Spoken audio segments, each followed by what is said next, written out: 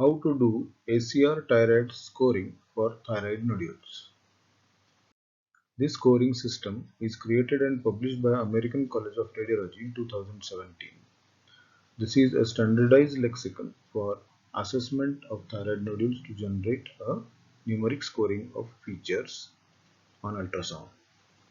This has aim of reducing unnecessary biopsies and excessive surveillance for malignancy and aim towards uniformity of reporting.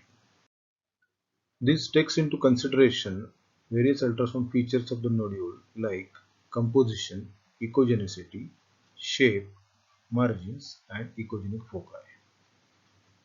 The composition of the nodule ranges from cystic to almost solid and is given score 0, 1 or 2. This image shows multiple small cystic nodules with a score of 0. The nodule is labeled as spongiform when there are very small cysts which occupy more than 50% of the nodule. 0. Mixed nodules can be mostly solid, mostly cystic, or mixed solid and cystic. This is mostly cystic. Lesions could be mostly solid as seen here, where less than 5% of the nodule is cystic. Next feature is echogenicity of the nodule compared with the thyroid. It ranges from anechoic, hyperechoic, hypoechoic to very hypoechoic and accordingly given score 0 to 3. Anechoic nodule as seen in this right lobe is given score 0. Isoechoic nodules have similar echo texture that of a thyroid. The hyperechoic nodules are brighter than the thyroid gland and given score 1. Hypoechoic nodules are darker than the normal thyroid tissue and are given score 2.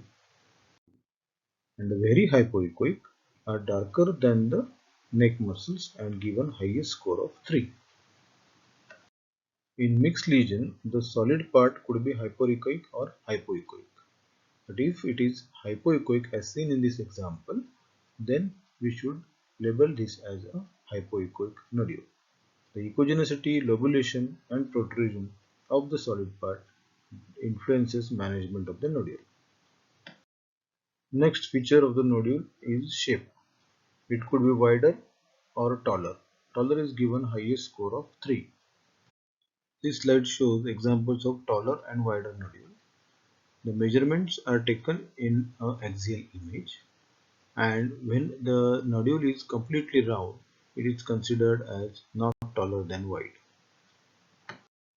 The interface of the thyroid nodule with the thyroid gland is the next feature.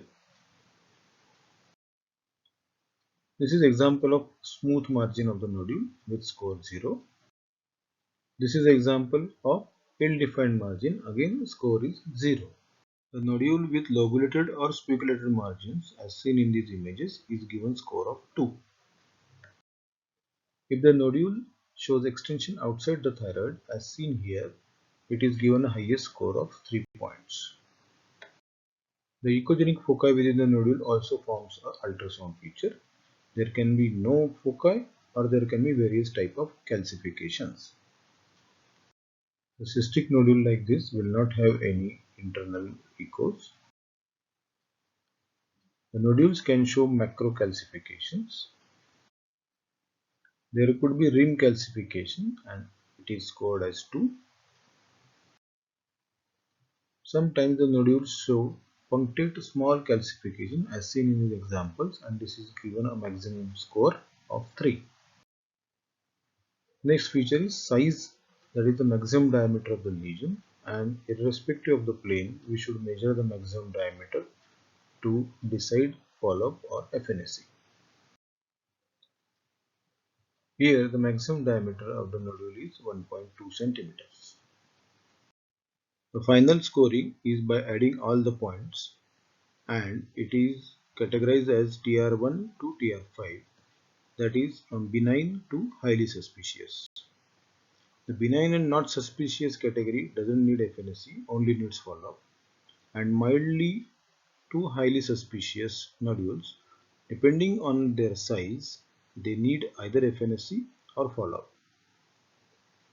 The growth of the nodule is considered when it is showing 20% increase in at least two nodule dimensions, or a minimum increase of 2 mm in very small nodules, or 50% or greater increase in the volume of the nodule. The report should include 3 dimensions of both lobes and AP dimension of isthmus, then overall description of the thyroid parenchyma and formal ultrasound description of up to 4 most suspicious nodules that need further attention in form of follow-up or FNAC, and recommendations for management.